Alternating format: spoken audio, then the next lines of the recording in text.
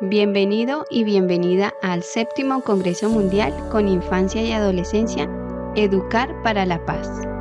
Te saludamos desde el Laboratorio Internacional de Promoción de Buen Trato y Participación Infantil, INLAF, un programa con mirada de niños, niñas y adolescentes para la creación de la cultura del buen trato desde el ejercicio de la participación infantil y comunitaria, el cual se encuentra ubicado y se lleva a cabo en la Facultad de Formación del Profesorado de la Universidad de Extremadura en Cáceres, España. INLAF nace como una necesidad social y también amparado por la Ley Orgánica de Protección Integral a la Infancia y Adolescencia frente a la violencia. A través de este programa se evidencia científicamente que la puesta en práctica de actividades promotoras de buen trato y participación mejoran la convivencia escolar y social. En un mundo donde la voz de los más pequeños a menudo no es escuchada, consideramos fundamental contar con la colaboración de profesionales y académicos cuya experiencia y conocimiento puedan enriquecer nuestro enfoque y hacer un aporte significativo. Haz la diferencia y sé parte de INLAF. Deseamos que disfrutes del 7º Congreso Mundial con Infancia y Adolescencia, Educar para la Paz. Buenas tardes, bienvenidos a nuestro 7º Congreso Mundial con gira con la infancia y adolescencia, Educar para la Paz. Somos Joseph David y Saraí Amaloa. Hacemos parte del semillero de investigación La Lupita del Sí. Hoy, 25 de noviembre, es nuestro segundo día. Iniciamos con esta frase de Nelson Mandela: la educación es el arma más poderosa que puede usar para cambiar el mundo. Hoy estamos aquí para compartir saberes y aprender unos de otros. En este conversatorio escucharemos los aportes de adultos y de niños, niñas y adolescentes en el entorno del trabajo por la paz. Les pedimos a los adultos que compartan sus ponencias con un lenguaje cercano para los niños y los aprendizajes. Ahora les damos la bienvenida a este espacio de participación de niñas, niños y adolescentes a 2 colegios, uno de Colombia y el otro de México. Cada uno va a tener 10 minutos. Inicia el Colegio Esmeralda Arboleda IED y el Semillero de Investigación La Lupita del Sí de Colombia. Tienen 10 minutos. Hola, muy buenos días, tardes o noches. Somos Noticuado, el noticiero que revela la verdad. Un noticiero de niñas, niños y adolescentes que investigamos sobre lo que pasa en el mundo y también en nuestros corazones.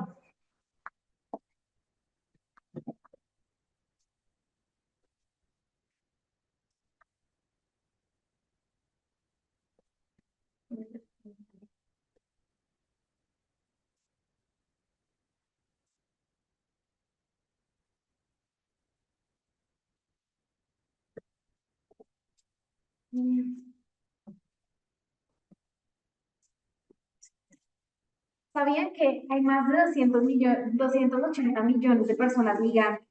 A veces migramos porque queremos, por mejorar nuestras calidad de vida, nuestro trabajo o nuestra educación, pero hay veces que lo hacemos de manera forzosa, ya sea por violencia o por pobreza, y esto se llama desplazamiento forzado. Seguimos con mi compañera Juanita. También aprendimos que emigrar es salir de un país e inmigrar es llegar a un nuevo. Y lo más importante, que emigrar es un derecho humano. Del artículo 1 de la Declaración Universal de los Derechos Humanos, que dice que cada niña y niño al nacer tiene derecho a una familia, a salud, a una vida y a comida. Y el artículo 13 nos enseña que podemos migrar y si queremos volver a nuestro país, podemos. Ahora les damos la palabra a mi compañero Germán. Hoy en Book Memorial recordaremos esas frases que nos inspiran a seguir pensando e investigando con el corazón. ¿Sabían que Eduardo Galeano una vez dijo: mucha gente pequeña, en lugares pequeños, haciendo cosas pequeñas, pueden cambiar el mundo? O Francesco Tonucci, que nos recuerda que hay que leer. Los niños necesitan adultos que lean. O también también Jaime Garzón, que, que nos enseña que el problema de los colombianos es que no tenemos una conciencia colectiva, sino una posición cómoda e individual ante la vida. Esas frases nos inspiran a seguir pensando e investigando con el corazón. Con el corazón. Atención, atención, cansados de no saber la verdad. Compra tu patito investigador. El patito Cuac Cuac te ayudará a descubrir la verdad detrás de cada historia, porque la verdad siempre flota en el agua y en nuestros corazones. Tenemos una noticia de última. Acabamos de encontrarnos un grupo de investigadores, niñas, niños y adolescentes que están explorando la migración venezolana. Miremos un poco más de qué es lo que se trata.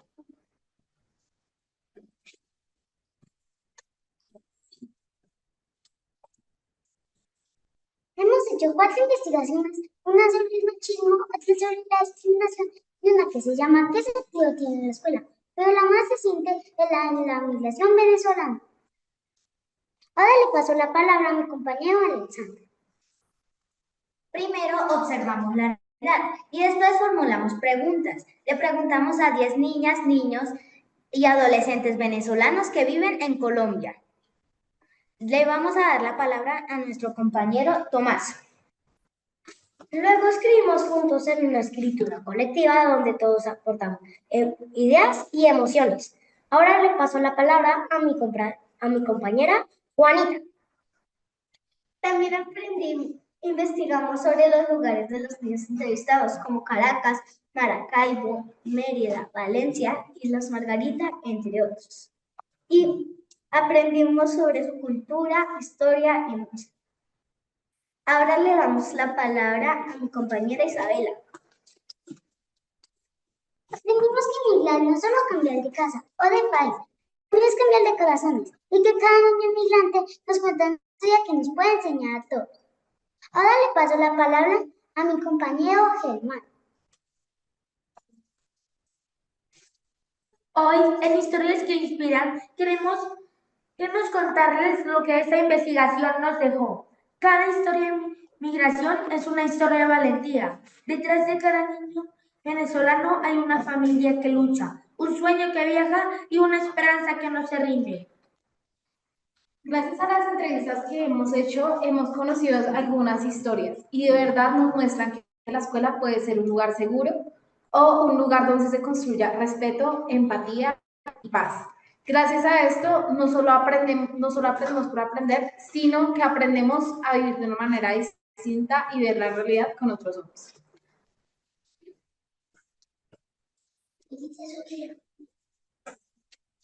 Somos el semillero de la Lupita del Sí, un semillero que investiga con el corazón.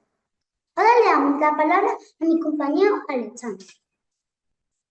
Creemos que investigar es sembrar paz, es mirar con la lupa la realidad para transformarla. Cada voz cuenta, cada historia importa y cada niño puede cambiar el mundo. Gracias a todos por acompañarnos en Noticuac, el noticiero que revela la verdad. ¡Chao! ¡Chao!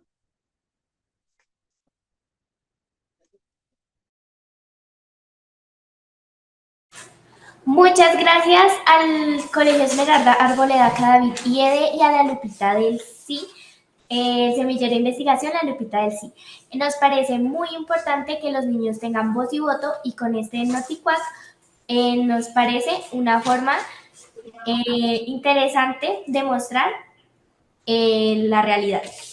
Ahora seguimos con el Colegio Plantel Ignacio Ramírez Calzada desde México. Tienen 10 minutos.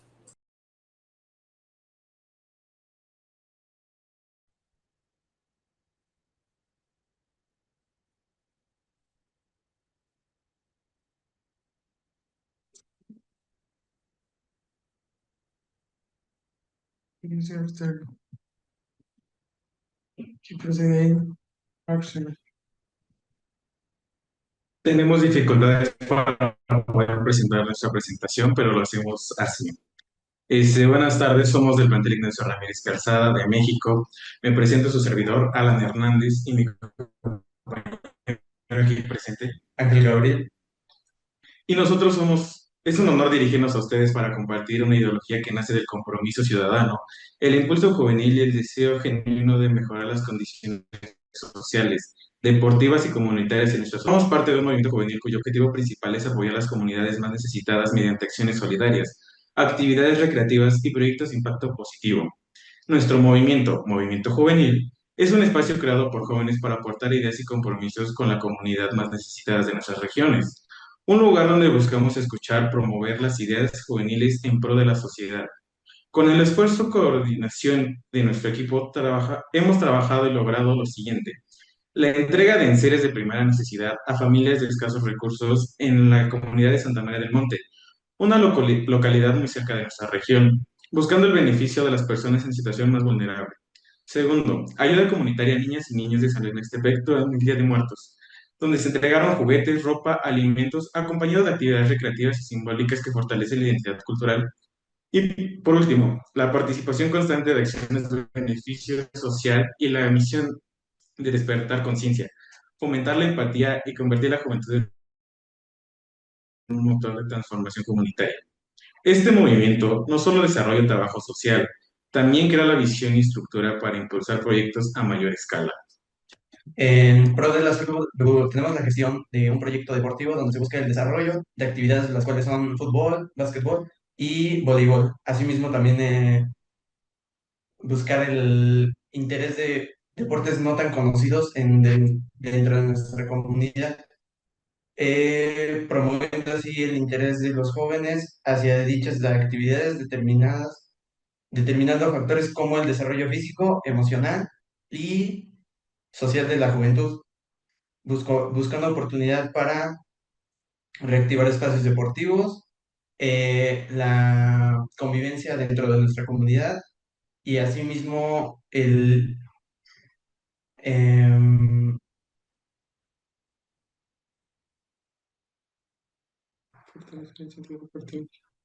el mejorar la convivencia y donde puedan descubrir sus habilidades dentro del deporte, superar retos y trabajar en equipo, lo cual es muy importante ya en este día a día y que se debe de trabajar desde niños. Como aspecto principal en el tema del deporte, es una misión que tenemos a proyección a futuro. Lo que buscamos en sí es mejorar la salud de los jóvenes, que en nuestro país, México, tenemos el principal problema que es la obesidad infantil. Entonces, buscamos del núcleo que es nuestro municipio, donde vivimos, nuestra localidad, ayudar a los jóvenes a combatir ese aspecto en la salud, e inculcar el deporte, que se den a conocer no solamente el fútbol y el básquetbol, que son los más populares, sino otros que existen y que se han creado para el beneficio de la salud. Y por el momento será todo. Agradecemos profundamente el tiempo dedicado a escuchar nuestro trabajo, la propuesta y la oportunidad de presentarnos. Muchísimas gracias. Muchísimas gracias por sus aportes al Colegio Plantel Ignacio Ramírez Calzada desde México. Nos parece interesante que un grupo de jóvenes sea tan solidarios con las personas que más lo necesitan y que quieran promover el deporte. Nuestra segunda ponencia, Marcos, se titula La ética del cuidado, la resolución de conflictos y la promoción de una cultura de paz en el contexto escolar, a cargo de Melia Llanedo Espina Méndez de la Universidad San Buenaventura de Colombia. Tienes 15 minutos. Bueno, mirad, en Mérida está tratando, ha entrado, se ha caído, imaginamos que es por la conexión. Si sois tan amables, darle paso a las comunicaciones libres y al final de ellas interviene Mérida, que esperemos que ella tenga una conexión más estable. Muchas gracias.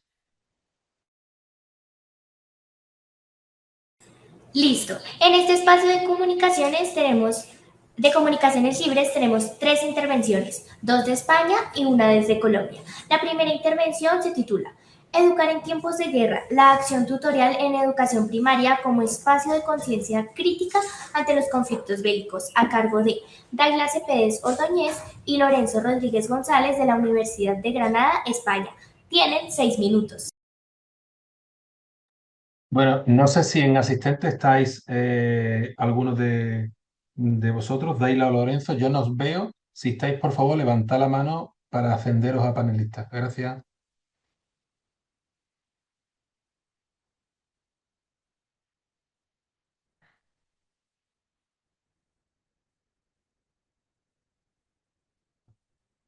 parece que no están. Este seminario es un poquillo, es el primero que tiene un poquillo de turbulencia. Sí, un momento, María, porque tampoco está Ligia, María Camila. ¿Estáis alguna de vosotras? Bueno, los tres seminarios anteriores han estado el 100% de los participantes. Parece ser que, a ver, aquí. Sí, ahora María. Bueno, Miriam sí que confirmó que estaba enferma, ayer participó, pero hoy ha sido imposible. Por lo tanto, chicos, vamos a darle paso de momento a María Sumerzo. Gracias. Hola, buenas tardes a todos, a todas. Voy a compartir mi pantalla. ¿Me escucháis? Sí, señora. A ver. Ahora. Bueno, intentaré ser breve y lo más amena posible, que me entendáis. Cualquier duda que tengáis, sobre todo, me paráis y me lo decís, ¿de acuerdo?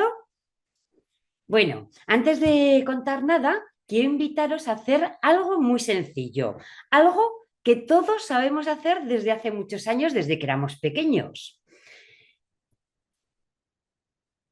Si ahora, imaginaros que ahora mismo tuvierais una hoja y un lápiz y dibujaseis cómo os sentís hoy, es decir, una hoja, un lápiz, cómo nos sentimos hoy. ¿Qué aparecería en ese dibujo? ¿Qué dibujaríais? ¿Alguien quiere responder? Bueno, no hace falta decirlo en voz alta, es decir, con que lo pensemos es suficiente, porque hay cosas que no se dicen con palabras, se dicen con trazos, y entre trazos y silencios se hace evidente algo esencial, que el dibujo es un idioma emocional, que todos hablamos sin darnos cuenta.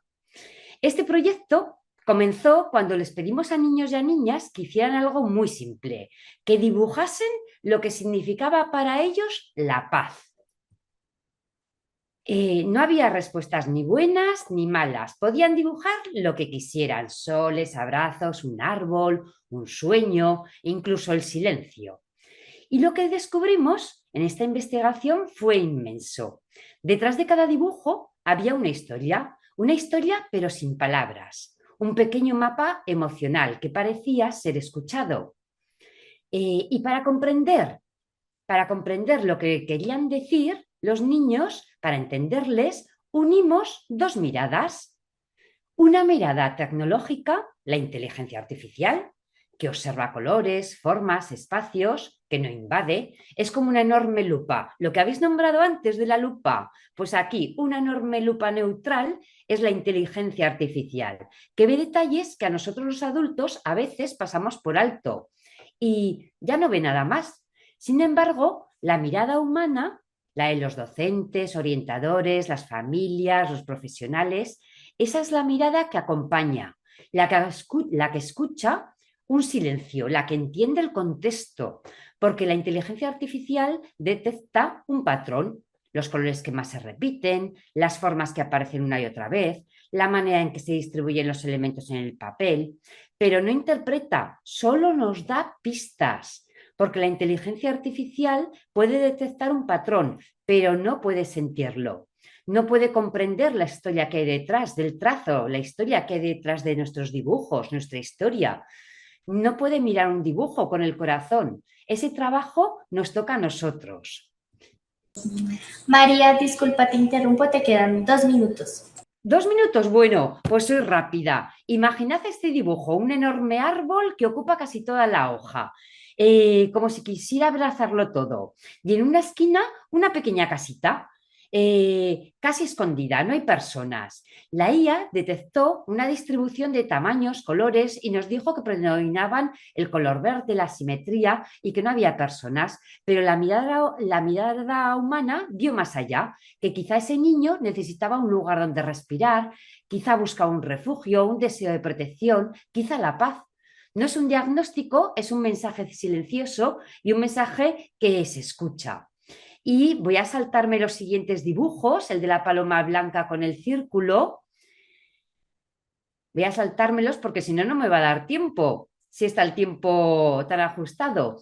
Lo que los dibujos nos enseñan es que a veces nos cuesta decir lo que sentimos, no encontramos las palabras, a veces simplemente no queremos usarlas, pero dibujar, dibujamos. Y cuando dibujamos, contamos mucho de lo que creemos. Es decir, la tecnología puede ayudarnos a ver detalles invisibles, pero la interpretación no puede ser automática. La lectura debe ser humana, ética y cuidadosa. La inteligencia artificial hay que utilizarla, nos tenemos que acostumbrar, darle un buen uso, pero la mirada de los docentes, familias y profesionales y mirar un dibujo, pues nos va a ayudar a decir estoy aquí, puedes contar con lo que quieras, incluso si lo que cuentas es dibujando. Y me debe quedar muy poquito. Quiero terminar con un sencillo dibujo, una hoja y en medio un círculo naranja, nada más. La IA nos diría que es un objeto circular y sin embargo hay que mirar más allá, un lugar seguro, un respiro, un momento de paz. Y en esta investigación entendimos que la paz no siempre es un paisaje, a veces es un gesto pequeño, que alguien mire tu dibujo y lo tome en serio. Dar las gracias a todos vosotros, a los niños, niñas, adolescentes del mundo por dibujar incluso cuando duele y por recordarnos que la paz también se crea con un lápiz. Y a todos y a todas que nunca nos falte la mirada capaz de ver lo que un simple trazo está intentando contar. Gracias. Muchísimas gracias, María. Nos parece interesante querer expresar nuestros sentimientos a través de dibujos. Nos gusta ver y escuchar cómo los niños pueden ver y entender la paz. Ahora, la segunda intervención se titula Educar jugando, el juego infantil como herramienta para construir una cultura de paz, a cargo de Ligia Cecilia Telles Camacho, investigador Corporación Universitaria Minuto de Dios desde Colombia, y María Camila Mendoza Orjuela, psicóloga de la Universidad Minuto de Dios desde Colombia también. Tienen 6 minutos. Creo que siguen sin conectarse. Ya tenemos a Mélida Ospina, que es la ponente marco, así que si queréis podéis presentarla a ella. Gracias. Gracias.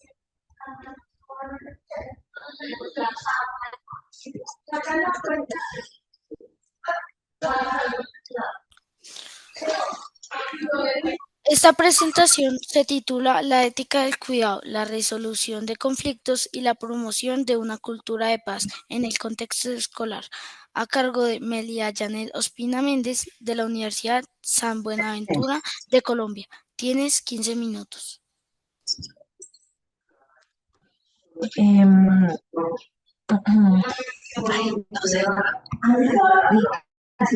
Buenas tardes, ¿cómo están?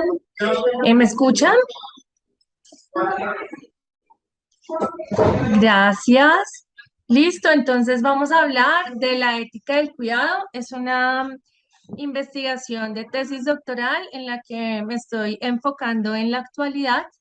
Soy doctoranda en Humanidades Humanismo y Persona en la Universidad San Buenaventura en Bogotá, Colombia. Y pues lo que vamos a ver es la relación que tiene esta perspectiva de la ética del cuidado, es una perspectiva, como su nombre lo indica, filosófica, ética, con otros aspectos que también nos tocan aquí en el colegio, en el aula de clases y fuera de ella. Para ello, pues la idea es analizar la influencia manifiesta de los principios de la ética del cuidado en estos aspectos, la resolución de conflictos y la cultura de paz, puesto que están muy vinculadas con cómo nos sentimos cuando venimos a estudiar o en otros ambientes también, cuando vamos a trabajar, cuando estamos en la casa, pero en este caso vamos a hablar del colegio.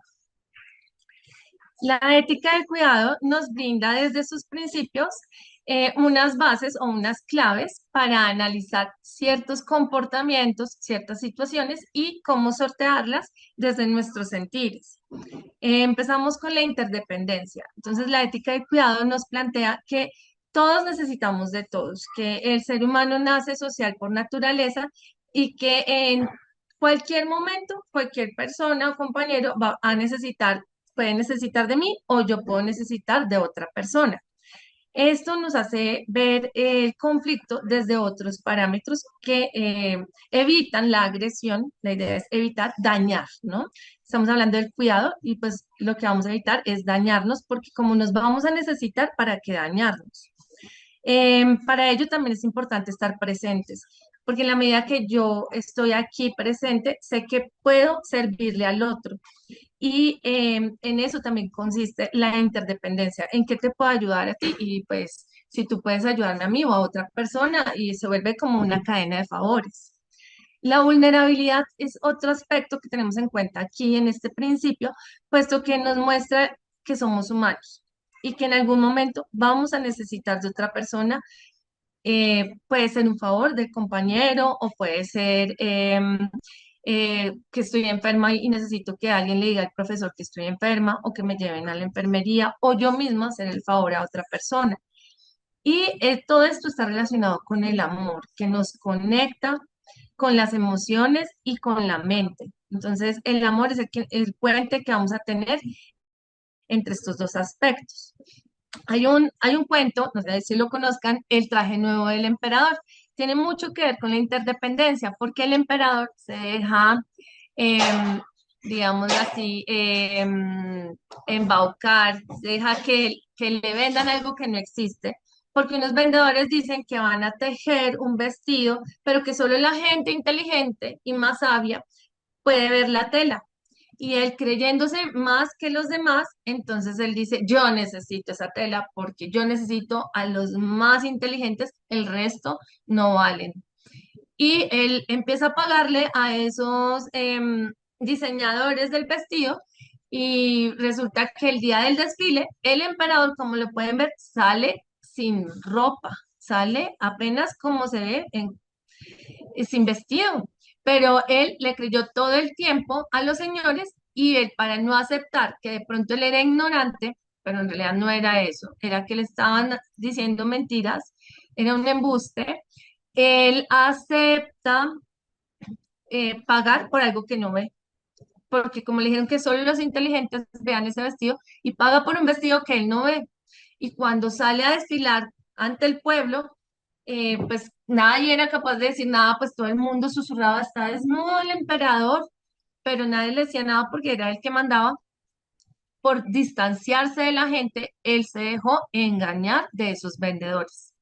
Solamente un niño, muy sincero, dijo, ay, el emperador está desnudo. Y ahí él cayó en cuenta que de verdad estaba desnudo. Entonces, la interdependencia nos recuerda que no debemos creernos más que a otra persona, que debemos tratar a todos con respeto.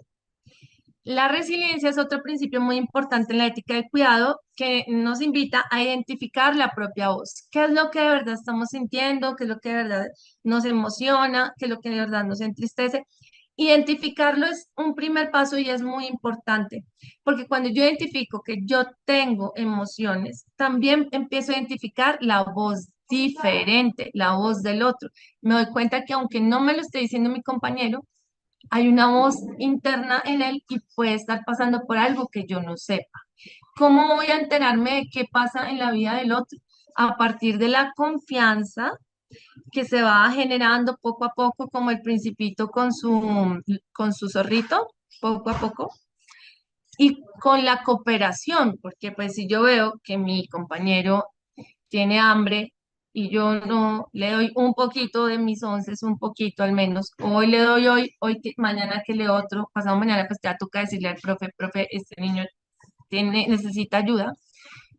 Para eso es importante escuchar la voz del otro, pero solo la escuchamos si escuchamos la nuestra. Y aquí hago alusión a la barcarola, que es esa barca que nos ayuda a navegar por los ríos, aunque a veces estén turbios, aunque sean de problemas, Vamos a navegarlo con calma. Vamos a seguir hasta llegar a la otra orilla. Otro de los principios es la responsabilidad y el cuidado de sí mismo. Este tiene que ver con la inteligencia emocional y la sanidad. Esta responsabilidad y cuidado de sí mismo tiene que ver con cuidar mis pensamientos, mis emociones, entender qué es lo que estoy sintiendo y controlarlo de manera adecuada. Yo puedo sentir piedra porque perdí con otro equipo, pero no quiere decir que yo vaya a desbordarme a golpes, ¿no? Tengo piedra, es normal, acuérdense de la película de Intensamente. Es normal sentir emociones y nos sirven para muchas tareas. Entonces, como yo sentí piedra, voy a ejercitarme más, voy a prepararme más para el siguiente partido, pero hay que saberlo controlar. No voy a desbordarme en groserías o en malos tratos con los demás porque yo perdí. No. Asimismo, pues si se acuerdan, pues tenemos otras emociones, la ansiedad, la alegría, la vergüenza, la pena, la, la ira, la envidia, el miedo y la antipatía, que no me acuerdo cómo se llama la verdecita. Pero ustedes sí deben acordarse de esas películas porque son muy de su edad, de su época. En mi época veía otras películas. La sanidad. Cuando hablamos de cuidarnos, no hablamos solamente de cuidar nuestra mente, obviamente también hablamos de cuidar nuestro cuerpo. Entonces, cuando decimos, ay, mira, me voy a bañar, me voy a ir limpio, no quiero oler feo, no quiero que se acumule mugre en mi cuerpo o que pues de pronto me dé una infección porque no lavé la herida del rasponcito que tenía, porque tengo que lavarme los dientes, porque también me puede dar caries, tengo que sacar tiempo, organizarme para poderme ir impecable y agradable como yo quiero mostrarme, tengo que comer bien, descansar, hacer ejercicio. Esto también es parte del cuidado. Y no es una obligación, como a veces lo piensan los chicos, que es que la mamá lo obligó a lavarse los dientes. No, no es una obligación. Es algo que uno va aprendiendo, que las mamás nos van enseñando, pero que pues realmente es fundamental para la supervivencia humana. Si no se lavan los dientes, aunque no lo crean, sí se pueden caer y después con qué van a morder la comida. Entonces, no es una obligación. Después lo vamos haciendo con más gusto porque queremos cuidarnos, porque nosotros nos amamos y así lo hacemos. Esa es nuestra demostración.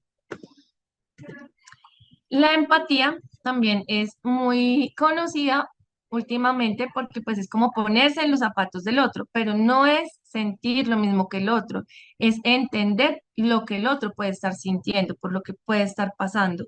Está pues está relacionada con la comprensión, cómo comprendo a las personas que me rodean. Y no hay que confundir lo que se debe comprender con lo que nos infunden que debe ser. Entonces, yo tengo que comprender que el niño sea brusco y no llore cuando le duele algo, sino que sea grosero, porque culturalmente dicen que los niños no lloran. No, eso es algo que nos han infundido culturalmente, pero nuestra naturaleza es humana y todo humano puede llorar. Entonces, si un niño se pega muy duro, él también puede llorar. Eso es Melia, importante en la empatía. disculpa y ¿Sí? te interrumpo, te quedan 5 minutos. Listo. Entonces, ya para acabar, pues vamos a ir anidando estas tres dimensiones de la resolución de conflictos, de la cultura de paz en el colegio, y nos vamos a ir dando cuenta que a partir de la ética del cuidado vamos a evitar que los conflictos se vuelvan violentos, porque así como yo no quiero que me hagan daño, yo tampoco voy a querer causar un daño, sino que aunque no comparta el mismo gusto o la misma forma de ser, voy a respetar esa diferencia. No quiere decir que yo cambie, pero tampoco me voy a ir a unas manifestaciones que hagan daño, ¿cierto? Esa es la invitación pues de esta investigación y pues de esta presentación. Espero que les haya gustado. Si de pronto cuentan con algún tiempo, pues les invito a que pues me comenten cómo les parece, con qué lo relacionan y pues qué entendieron por ética del cuidado. Muchas gracias.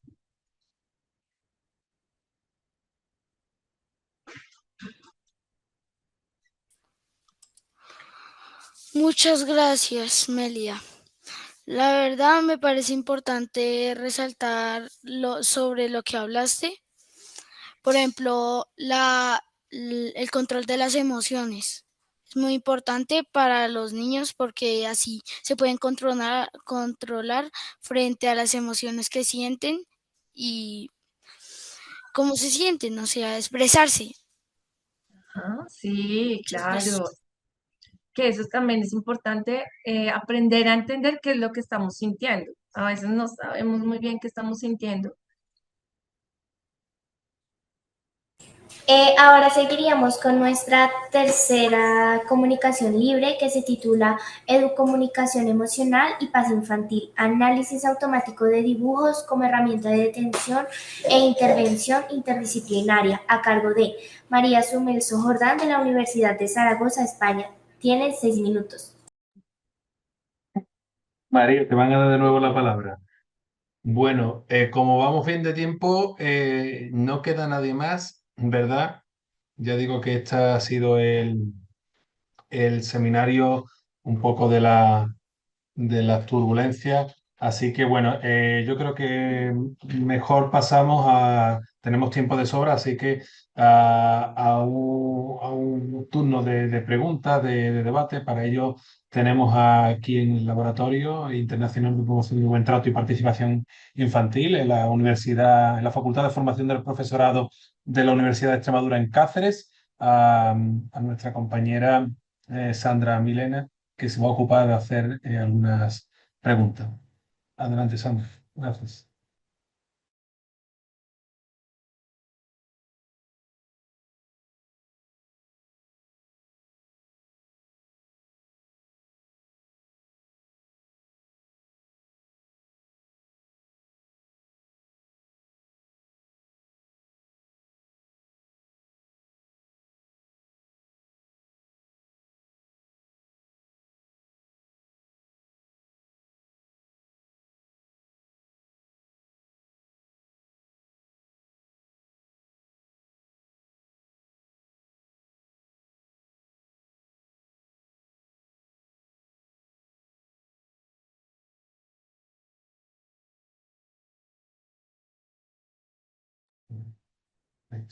Buenos días a todos y todas, buenas tardes a los que se conectan aquí desde España. Agradecer a los invitados, a las invitadas por este conversatorio tan importante que nos va dejando como diferentes estrategias y herramientas para seguirnos pensando en colectivo la educación para la paz, la cultura de paz, desde diferentes escenarios. Bueno, voy a hacer unas preguntas primero al grupo del semillero, la Lupita del Sí. Sin duda es un trabajo que demuestra un compromiso muy fuerte por parte de los estudiantes y de la maestra quien lidera este proceso. Y bueno, nos toca el corazón sobre todo a quienes somos colombianos y sabemos la importancia de la verdad, la importancia de conocer nuestro pasado reciente, nuestro conflicto y unos temas tan fuertes que nos tocan en las escuelas como la migración, que fue un tema clave que tocaron en el noticiero. La pregunta concreta que quiero hacerle a los estudiantes del semillero es, eh, ¿cómo hacer para que esas capacidades que ustedes han logrado en el proceso que llevan en el semillero puedan ser contagiadas a otros estudiantes, a otros jóvenes? Porque también es cierto que no todos los jóvenes, no todos los niños y niñas a veces se interesan por estos temas de la historia, de la verdad, por trabajar el tema, por ejemplo, de la migración, el desplazamiento forzado. Entonces, esas capacidades que ustedes han adquirido en este semillero, ¿cómo podemos contagiarlas a los demás estudiantes o a los jóvenes que en este momento nos escuchan y que pues también podemos hacerles llegar el mensaje por medio de este congreso? Esa sería la primera pregunta.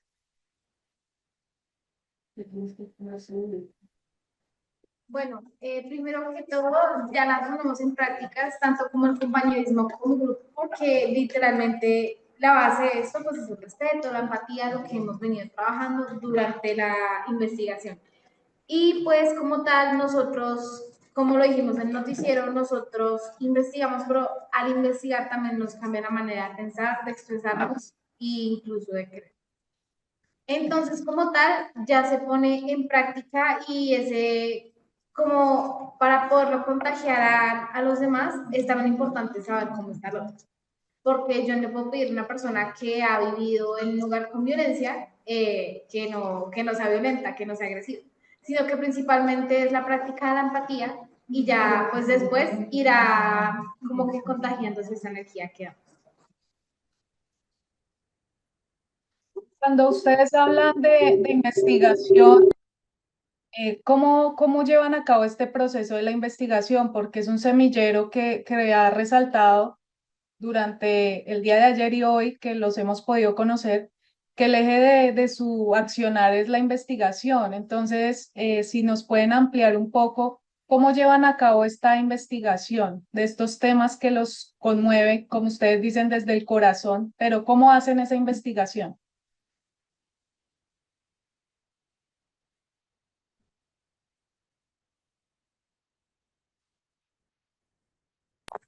Como, como dijimos en el noticiero, dijimos que hacemos, en los entrevistamos a los niños y luego hacemos la escritura. Eso es como que nos ayuda como que a comprender más, a tener en cuenta que los apuntes nos sirven porque en ese momento todos necesitamos dar ideas de lo que dijimos, de lo que dijeron los niños, de que de cómo fue, como su historia, todo eso es como lo que más hacemos en nuestro semillero. Vale, perfecto, muchas gracias. Entonces, de esta experiencia podemos ir aprendiendo que la escritura es fundamental y que, bueno, va quedando allí grabada una memoria del proceso que van llevando. Muchas gracias y felicitaciones por este maravilloso andar investigativo en Educación para la Paz. Bueno, la siguiente pregunta va dirigida a los compañeros del Colegio Ignacio Ramírez de México. También unos jóvenes que inspiran, ¿no? Que hacen desde la acción cosas importantes alrededor de la paz. La pregunta concreta que yo tendría para ustedes y que me gustaría que ampliaran para el público que nos acompaña el día de hoy es, ¿qué estrategias han usado ustedes para conectar con las comunidades a las que ayudan, para generar esos lazos de confianza, para que estas comunidades les abran las puertas y así ustedes poder hacer ese impacto que dicen hacer? Porque, bueno, no es tan fácil llegar a ciertas comunidades y más cuando pues hay cierta vulnerabilidad. Entonces, ¿qué estrategias han usado para poder ganar confianza, para impactar y sobre todo también para contagiar a otros jóvenes de estas acciones? Claro que sí. Pues para generar la confianza con las demás comunidades es dar a conocer nuestra palabra, la confianza con la labia que tenemos, el demostrar estrategias claras que llevamos y creo que es indispensable las cosas que llevamos, ¿no? Los enseres básicos de primera necesidad, que son los que principalmente apoyan esas comunidades. Entonces, mientras hacemos eso y damos a difundir nuestra labor mediante las redes sociales, logramos más confianza en ciertos lugares, comunidades y con las personas. Al hacer actividades en nuestra localidad, demás jóvenes les llama la atención y dicen, oh, me interesa este asunto, quiero entrar. Y así hemos crecido en solo 3 meses exponencialmente. Felicitaciones por ese trabajo porque, bueno, nos anima y son ejemplos claros de cómo contribuir, pues, en nuestras comunidades. Entonces, de verdad que eso nos anima y sobre todo a quienes estamos en Latinoamérica y sabemos que hay unas realidades que necesitamos intervenir, apoyar y, pues, conectar desde la acción. Muchas gracias. Bueno, mi Por siguiente nada. pregunta es para María. Sin duda, y quienes trabajamos en la escuela, tenemos claro que el dibujo, los trazos, los silencios deben ser algo que debemos tener en cuenta. Sin embargo, pues a veces en un salón de clases donde hay tantos niños y niñas con diferentes realidades, con diferentes emocionalidades, no le prestamos mucha atención como se debiera al dibujo. Pero sí que es cierto que la educación para la paz nos ha indicado que el arte, el dibujo, la música en general son los caminos para poder conectar con estos procesos de paz. La pregunta concreta que tengo para ti es, ¿Cómo hacer del dibujo una estrategia pedagógica real, concreta en las escuelas para que pueda ser un vehículo para educar para la paz? Porque muchas veces en las escuelas se toma muy a la ligera la estrategia del dibujo, o se le pide a los niños dibujen, pero sus dibujos a veces no son tenidos en cuenta, no son como tú nos decías, como comprendidos desde un sentido humano, ético, sino quizás por cumplir una actividad pedagógica o académica, pero ¿cómo hacer para que esto sea una estrategia real, una estrategia pedagógica y que los maestros y maestras lo contemplemos más seguido como una forma de seguir comprendiendo lo que los estudiantes ven como la paz o lo que ellos piensan que es la paz?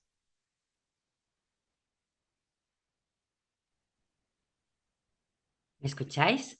Sí. Sí, bueno, pues sobre todo, gracias por la pregunta. Y la verdad es que cómo convertir el dibujo en una estrategia pedagógica para educar en la paz, pues no es solo una actividad expresiva, es un lenguaje simbólico donde tanto los niños como las niñas nos proyectan las emociones, deseos, miedos y formas de entender el mundo. Es decir, convertir el dibujo en una estrategia para educar a la paz implica transformar ese lenguaje en un espacio de diálogo, reconocimiento, construcción ética y reconocer el dibujo como, como territorio de significado. Es decir, educar la mirada, comprender el mundo emocional del niño, que este enfoque convierte el dibujo pues, en una herramienta de escucha profunda que permite a que cada niño sea visto, validado y comprendido. Y sobre todo crear contextos de confianza, usar el dibujo como mediación de conflictos, promover la empatía y la perspectiva del otro y transformar el dibujo en narrativas de paz y sobre todo una reflexión guiada después del dibujo, es decir, ¿qué hace sentir este dibujo? ¿Dónde aparece la paz en tu dibujo? ¿Qué necesitas para sentirte seguro, segura? ¿Y qué podemos hacer para que todos en el aula estén bien? Es decir, un dispositivo educomunicativo donde la expresión interior se vuelva pensamiento crítico y colectivo. Muchas gracias, María. Muy clave eso. Y me resuena mucho lo de educar la mirada, porque a veces vamos tan a la ligera en estos procesos que se nos olvida pues llevarla a cabo y desprender todo aquello que tú nos dices, ¿no? O sea, mirar las emociones, tomarse un tiempo para la pregunta, para crear una narrativa pues más profunda. Entonces, me parece una estrategia demasiado interesante y creo que es un llamado a quienes habitamos estos espacios educativos, bien sea en la escuela, comunitarios. Muchas gracias. Gracias. Y para Mélida, quien es pues quien hoy nos ha presentado parte de su investigación, creo que Mélida nos trae una articulación bastante importante y más en estos tiempos donde las escuelas tienen altos índices de violencias, particularmente como ella lo señalaba, pues en Bogotá. Entonces, Mélida nos hace una articulación entre lo que son los principios de la ética del cuidado, la cultura de paz y la resolución de conflictos. Y esto sí que es importante porque pues a veces pretendemos resolver los conflictos con estrategias que no impactan o con estrategias que de pronto se quedan en no escuchar a las partes, olvidando estos principios que Melia nos posiciona. Entonces, la pregunta para ti, Melia, sería, ¿qué caminos o qué acciones concretas tú crees que debemos efectuar en las escuelas para que estos principios de la ética del cuidado se conviertan en una cultura institucional? Porque muchas veces son recogidos en los documentos institucionales, son nombrados, cada vez los escuchamos más empatía, pero a veces en la cultura institucional no se aterrizan, no se vivencia. Entonces, ¿tú cómo crees que podemos instalarlos con más contundencia en nuestra cultura institucional, específicamente la escolar? Bueno, gracias. Bueno, esta es una idea que parte del cotidiano, de entender cómo el cariño propio va generando otra mirada hacia los demás. Pero lo que tú dices es muy clave, debe estar articulado. Y en ese sentido, podríamos estar hablando de que se segmentan mucho las estrategias en vez de unirse, en vez de encontrar puntos en común entre varias estrategias que año tras año los profesores de varias áreas nos dedicamos y nos empeñamos a sacarlas adelante. Se acaba el año escolar o, por ejemplo, tú tienes un proyecto y yo tengo otro y muy pocas veces encontramos un espacio en el que podamos articularlo y decir, oye, está muy buena tu mesa o tu círculo de diálogo, hablemos de temas del cuidado en ese círculo de diálogo, por ejemplo. Entonces, creo que la articulación es básica y también que también esa articulación sea horizontal, ¿no? Que sea un diálogo en el que se toquen también, se permee el currículo, porque si el manual de convivencia se queda solo en una normatividad, que hasta allá apunta la ética, ¿no? La ética del cuidado, que es dejar esa normatividad, ese concepto de justicia punitivo, a cambiarlo por una justicia más restaurativa, más reparadora. Entonces, darle fortaleza y llegar al currículo y decir, ok, estamos hablando de algo muy básico, pero muy serio. ¿Cómo vamos a escuchar a los chicos? ¿Dónde se va a abrir ese espacio? Si vamos a hablar del cuidado y no de la imposición, ¿cómo empezamos a generar esos diálogos también de la norma? Em, y pues darle más fortaleza, porque creo que sí se ha tocado el tema y se ha dejado de lado. Y por eso no ha tomado como esa fuerza, sabiendo que es un tema pues muy inherente a la esencia humana, que pues deberíamos trabajarlo todo el tiempo. Y queda en eso, en una política del año 2000, o en el tema de investigación de la profesora Mélida. Y pues la idea es que permee otras estrategias y que podamos trabajar más en conjunto, precisamente esta responsabilidad y esta interdependencia, creo que son muy palpables en la comunidad y en el ámbito educativo. Entonces, esa es mi invitación y pues espero haber contestado la pregunta. Gracias, Melia. Muchas gracias a todos los panelistas del día de hoy.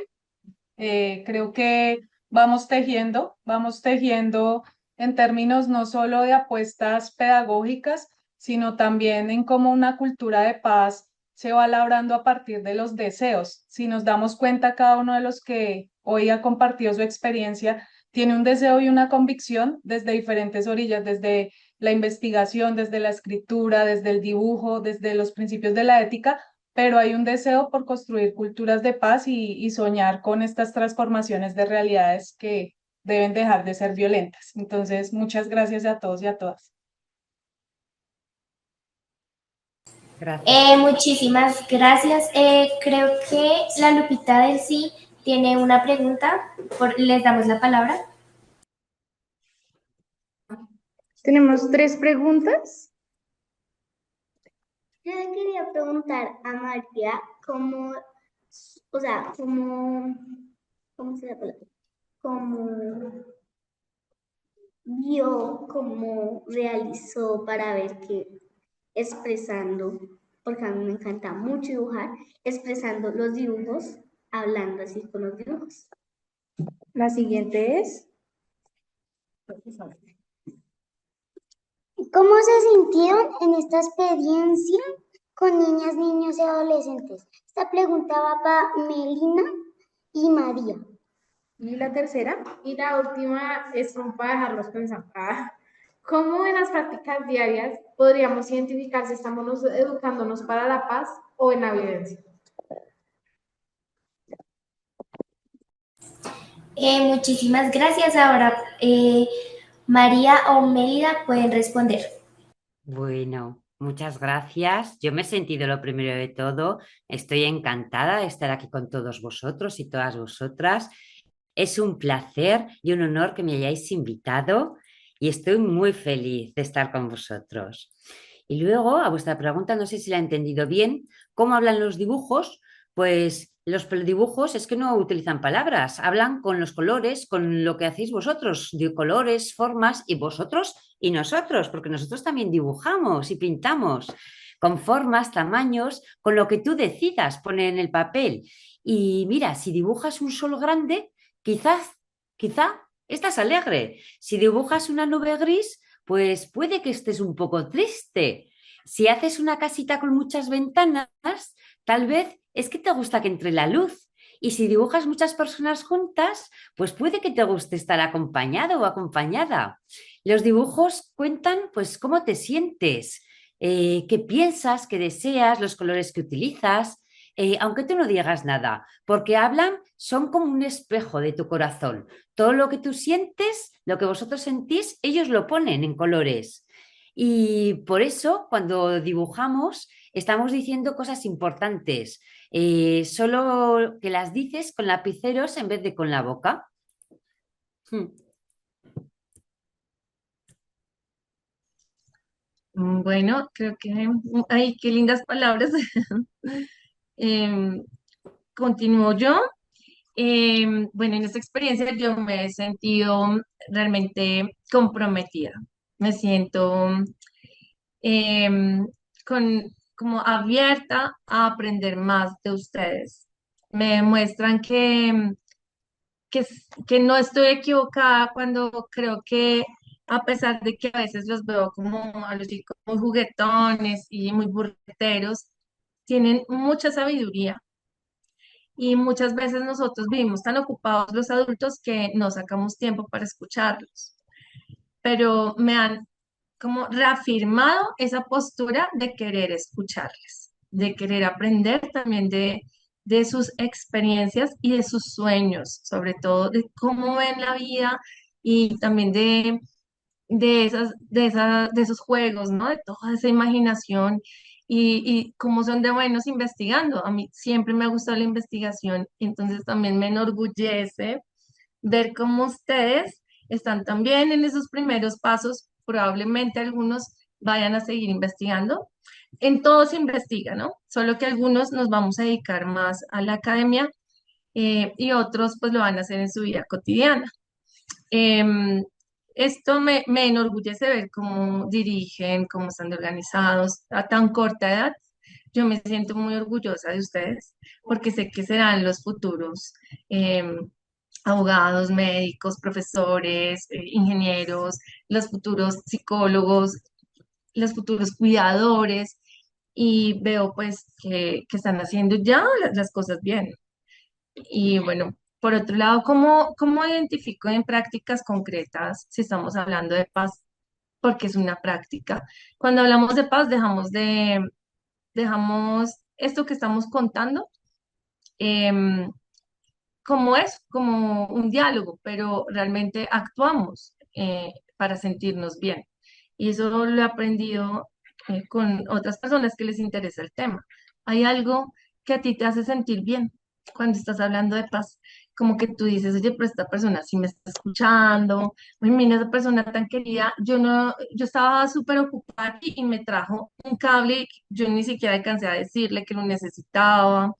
O, por ejemplo, sé que tengo una estornudadera y alguien llega con un papel y me dice, mira, sí, es un actuar, es una acción. Es como cuando tú llegas a la casa y ves que tu hijo tiene el cuarto ordenado y la loza lavada y tú no le dijiste nada. Eso es un acto de amor, pero es que el amor es un acto de paz. O cuando tu mamá te dice, bueno, te voy a dejar salir, voy a confiar en ti, 1 hora al parque, eso también es un acto de paz porque está abriéndote. Hablar de paz es abrirse al mundo. Es decir, bueno, vamos con esta convicción de hacer el bien y no mires a quién y pues apréndete a cuidar. Por eso yo estoy como con este tema. Lo que sigue es el cuidado, porque nosotros venimos a vivir y a sentirnos a gusto con esta vida. Entonces, no es que tengamos lujos, pero con lo que haya, sentir ese cariño, ¿no? Ese cariño con el que se ofrece, con el que se recibe. Listo, muchísimas gracias por resolver las preguntas que teníamos. No sé si alguien más quiere hacer una intervención o tenga una pregunta.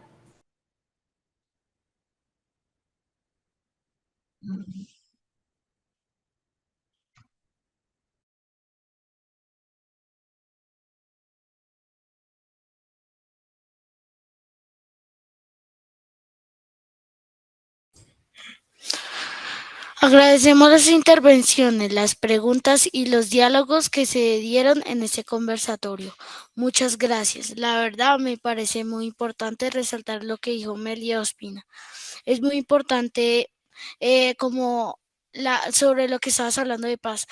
Un acto de paz que se produce hacia otra persona, o sea, haciendo un comentario o en un gesto, o como dijo María, a través de un dibujo. Esas dos se conectan entre ellas, entonces se complementan y se entrelazan. Entonces, muchas gracias. Oye, a Agradecemos, ustedes. agradecemos por las participaciones, preguntas y comprensión que realizamos hoy. Nos gusta ver y hablar sobre la paz para hacerla propia a través de emociones, dibujos o investigaciones y así tratar de buscar soluciones para conflictos o problemáticas que no nos dejan estar en la misma, la paz, comprendiendo y ayudando a los demás. Muchísimas gracias. Hija, te amo. Gracias. Gracias. Gracias a todos. Hasta mañana. Que tengan feliz tarde, feliz día en Latinoamérica, en Colombia. Y bueno, nos vemos mañana en el cuarto. Chao. Luego. Chao, gracias.